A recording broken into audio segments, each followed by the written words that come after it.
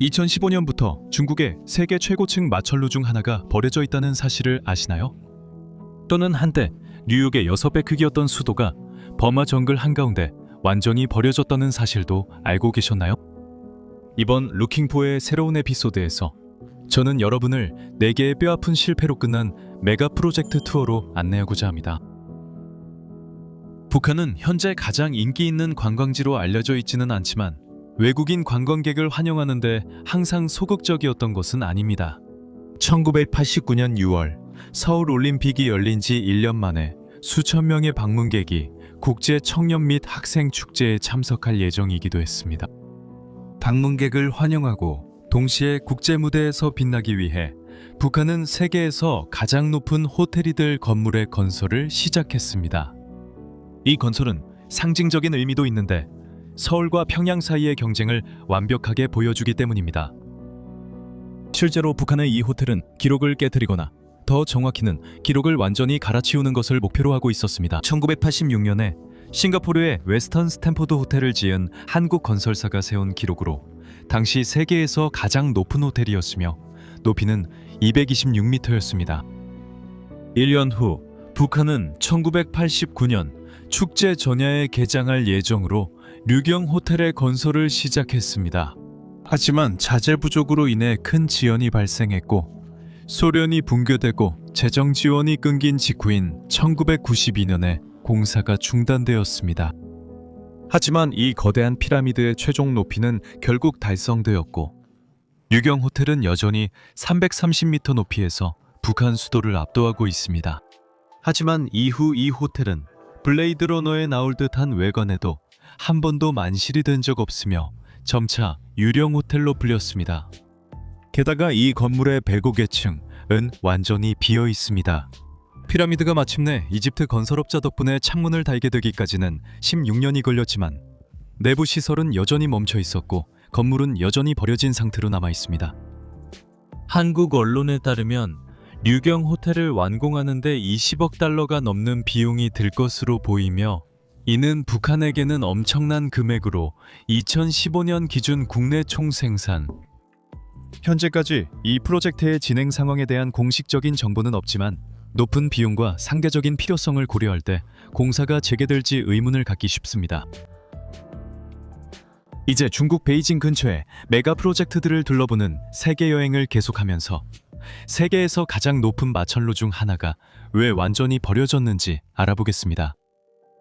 597m 높이의 텐진에 위치한 골든 파이낸스 117은 세계에서 가장 높은 미입주 건물이라는 기록을 보유하고 있습니다. 하지만 세계에서 6번째로 높은 마천루인 이 거대한 타워가 왜 버려졌을까요? 이유를 알기 위해 2008년 이 프로젝트 계획이 공개된 시점으로 돌아가야 합니다. 홍콩에 기반을 둔 투자회사 골든 파이낸셜의 회장이자 억만장자인 판수퉁이 이 프로젝트를 시작했습니다. 회사의 이름을 딴 이 마천루는 텐진 외곽에 새롭게 조성되는 고급 비즈니스 및 주거지구의 중심이 될 예정이었습니다. 128층짜리 타워로 이 중 117개층에는 사무실, 주거공간, 레스토랑 그리고 도시 위 580m 높이의 전망대까지 들어설 예정이었습니다. 또한 564m 높이의 세계에서 가장 높은 실내 수영장이 들어설 예정이었습니다. 마지막으로 다이아몬드 모양의 지붕이 건물을 아름답게 마무리할 예정이었습니다. 하지만 불행하게도 골든 파이낸스 117은 곧 텐진의 풍경 속에 잊혀진 유령 마천루로 남게 되었습니다. 공사는 2008년에 시작되어 2014년에 완공될 예정이었습니다. 하지만 2008년 금융위기의 여파로 인해 골든 투자회사의 투자 포트폴리오가 심각하게 타격을 받았고 결국 2010년 초에 공사를 중단할 수밖에 없었습니다. 하지만 희망은 완전히 사라지지 않았고 1년 후 금융시장이 안정되자 공사가 재개됐습니다.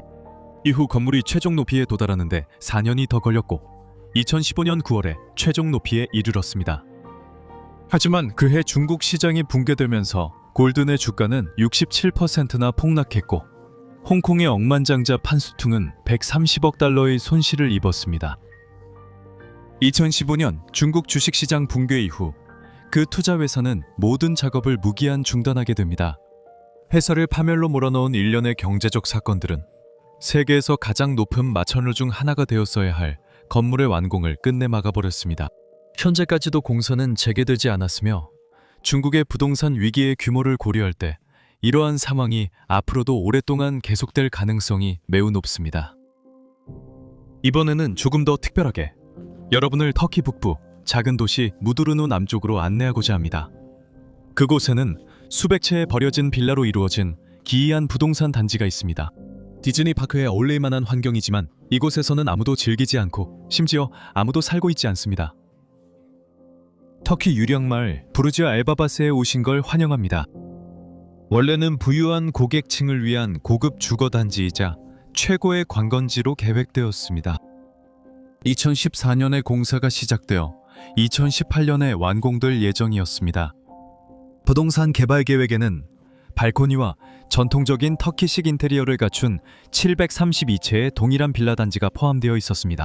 이 단지에는 쇼핑센터, 레스토랑, 온천, 그리고 모스크도 포함될 예정이었습니다. 서류상으로는 외국인 투자자들, 특히 타깃이 걸프 국가 출신 투자자들이 부러워할 만한 관광 명소였습니다. 처음에는 이 프로젝트가 순조롭게 진행되는 것처럼 보였고 빌라의 거의 절반이 평균 45만 달러에 팔렸습니다.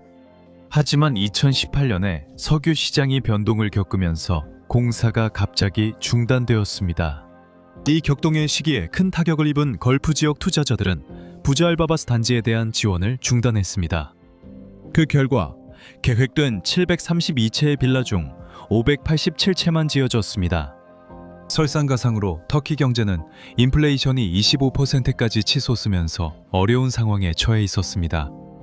부르지아 엘바바스의 대부분의 구매자들은 증가하는 건설 비용 때문에 곧바로 계약을 취소했습니다.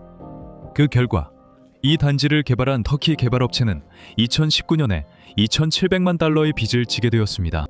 회사의 재정적 어려움으로 인해 터키 법원은 파산 신청을 명령하고 모든 공사를 중단시킬 것입니다. 개발업체는 이 결정을 항소하려 시도했으며 빚을 갚기 위해 100채의 빌라만 팔면 충분하다고 선언하면서 이 위기를 극복할 수 있다고 주장했습니다. 하지만 판매는 이루어지지 않았고 부잘바밭의 수백 채 성은 여전히 버려져 있습니다. 더 나쁜 점은 많은 빌라가 이미 폐허가 되었다는 것입니다. 다른 개발업체가 공사를 재개하기로 결정하지 않는 한 부잘바바스는 북서부 터키 땅에 버려진 2억 달러짜리 유령 도시로 남을 운명입니다. 이 영상을 마치며 우리는 동남아시아로 가서 네피도르 미얀마의 유령 도시를 소개해드리겠습니다. 군사 정권에 의해 비밀리에 건설된 이 새로운 수도는 뉴욕의 6배 크기로 2000년대 초 버마 정글 속에서 모습을 드러냈습니다. 시간이 지나면서 수도를 옮기는 것은 새로운 일이 아니지만 그 이유는 다른 곳보다 더 이상합니다. 2005년 11월 미얀마의 지도자는 수도를 나라의 중심부로 옮기겠다는 결정을 공식적으로 발표했습니다. 전날 저녁에 경고를 받은 모든 양곤 공무원들은 북쪽으로 320km 떨어진 네피도로 도시를 떠나야 했습니다. 이 갑작스러운 수도 이전의 이유는 아직 명확하지 않습니다. 일부 사람들은 군사정권의 지도자들이 인구 700만 명의 최대 도시인 양곤에 대한 군사공격을 두려워했다고 말합니다.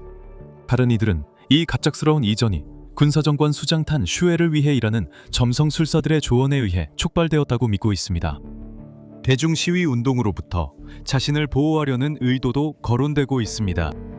전문가들에 따르면 네피도 건설에는 거의 40억 달러가 들었을 것으로 추정되며 이 막대한 예산으로 이러한 거대한 도로들을 비롯한 수많은 기반 시설이 건설되었습니다. 가장 넓은 도로는 20차선에 달합니다. 이 도로들의 차량이 거의 없다는 점을 감안할 때 전쟁이 발생할 경우 군용기가 착륙할 수 있도록 주로 설계되었다는 소문이 돌고 있습니다.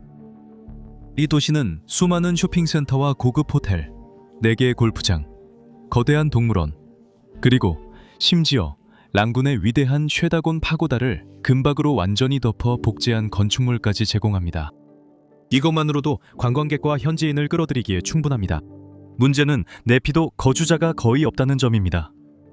예를 들어 이 도시는 연간 350만 명의 승객을 처리할 수 있는 공항이 있지만 가장 붐비는 날에도 공항에 있는 사람은 12명을 넘지 않습니다. 관광 명소와 호텔도 마찬가지입니다. 100만 명이 넘는 인구를 수용할 수 있도록 설계된 이 새로운 수도는 실제로는 수십만 명만이 거주하고 있으며 그들 대부분은 외곽에 살고 있습니다. 주민이 극도로 부족한 이유는 새로운 수도의 주택 가격이 대부분의 미얀마 시민들에게 너무 비싸서 감당할 수 없기 때문입니다. 보건 인프라, 학교, 일자리 기회의 부족과 같은 다른 요인들도 양곤 주민들이 새로운 수도에 투자하지 못하게 막고 있습니다. 그 결과 이 도시는 점차 유령 도시라는 별명을 얻게 되었습니다. 어쨌든 이 도시와 그 역사를 더 알고 싶으시다면 이 주제에 대한 제 영상을 여기에서 시청해 보시길 권합니다. 시청해 주셔서 감사합니다. 곧 루킹4에서 뵙겠습니다.